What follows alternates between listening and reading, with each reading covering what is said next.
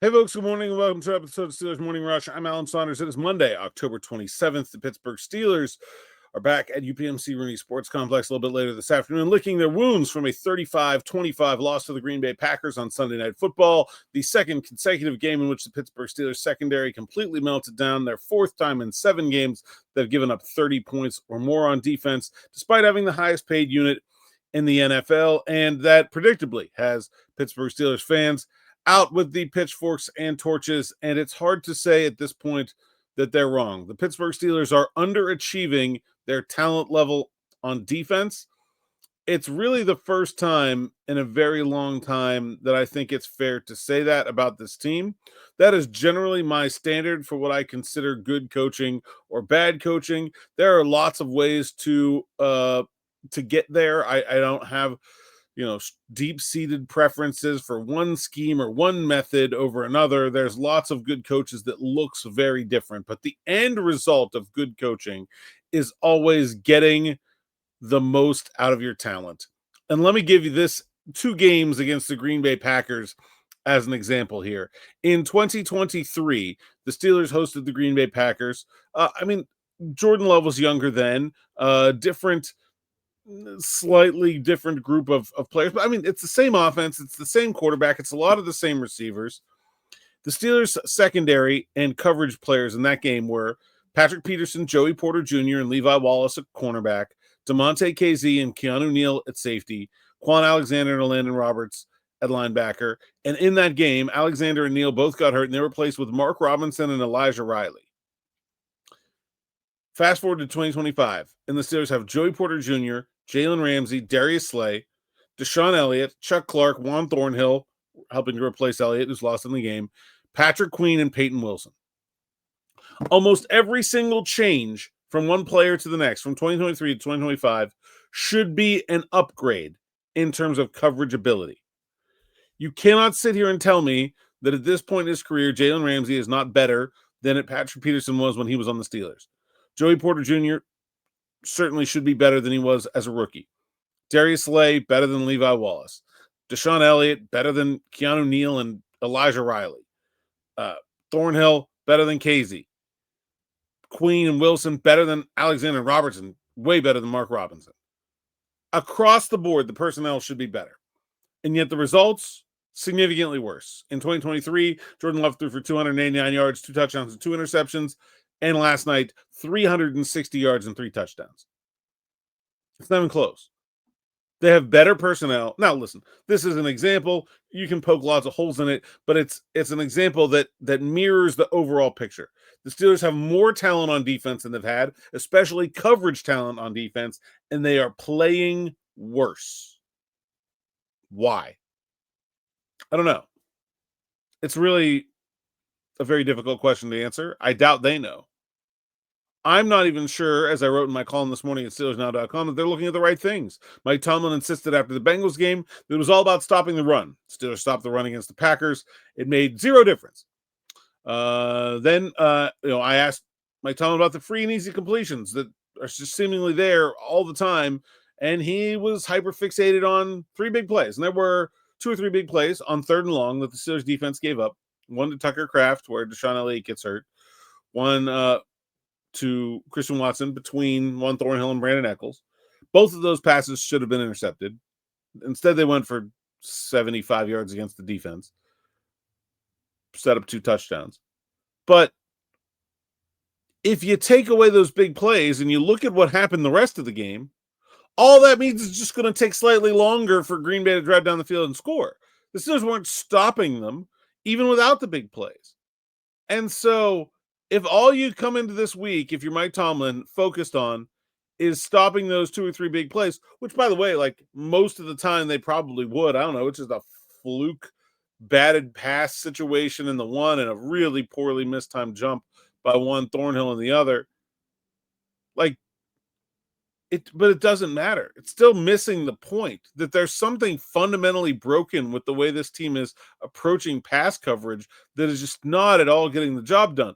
And it's way worse than it's been in even the very recent past.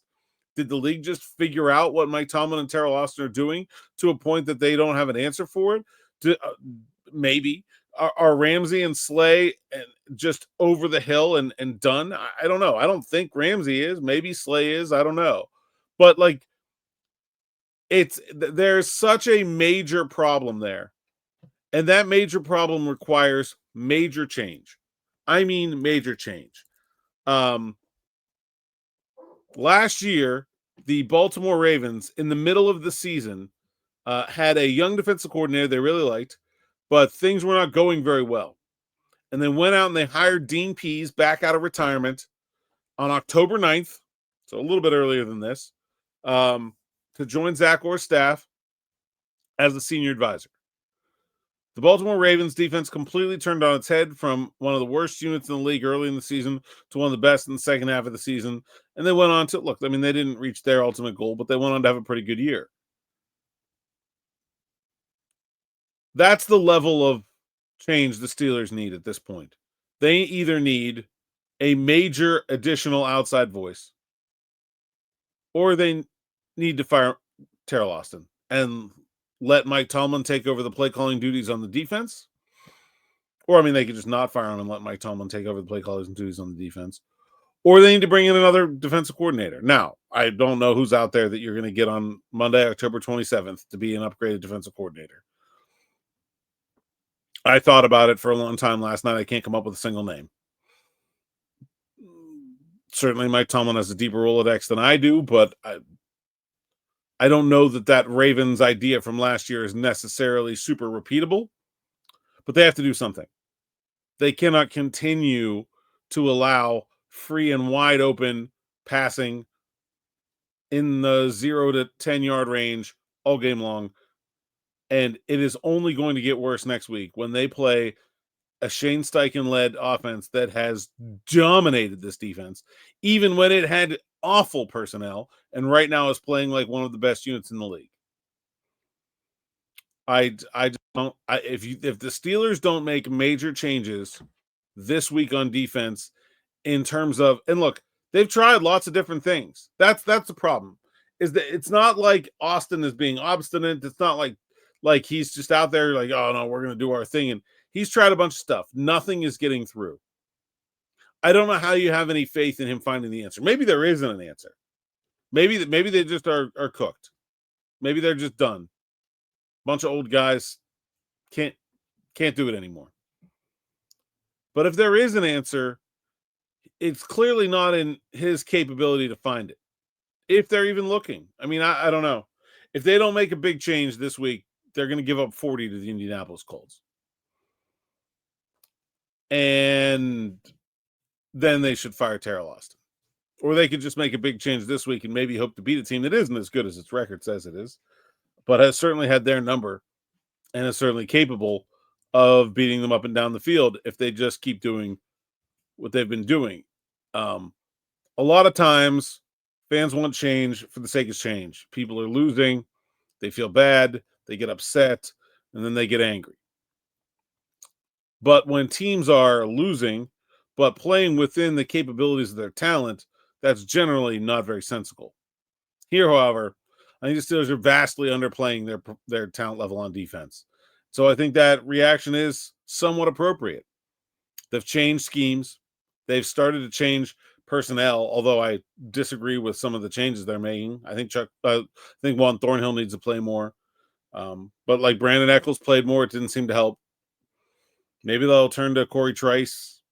Doubtful that's an impactful change. There's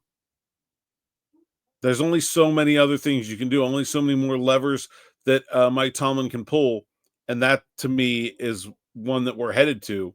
The Pittsburgh Steelers haven't fired a coordinator in season other than Matt Canada since World War II. Will they be willing to do it twice in a couple of years? I don't know. We'll see. But I think they are rapidly getting to the point where a drastic change needs to be made. And if nothing else, even if it doesn't improve the results, to send a message that these current results have been unacceptable. Sometimes a coach has to be a scapegoat. Coaches understand it. It's part of the business. I don't think we're far from that either. All right, that's all I got for, well, it's this afternoon because I wrote until 4 in the morning. But we'll say this morning since it is the morning rush. And I am headed to the locker room for an open availability. Today, I have more from that with me, Smitty, here on the afternoon drive, 6 o'clock on your YouTube channel and in your audio feeds. Until then, thanks for listening, thanks for watching, and enjoy.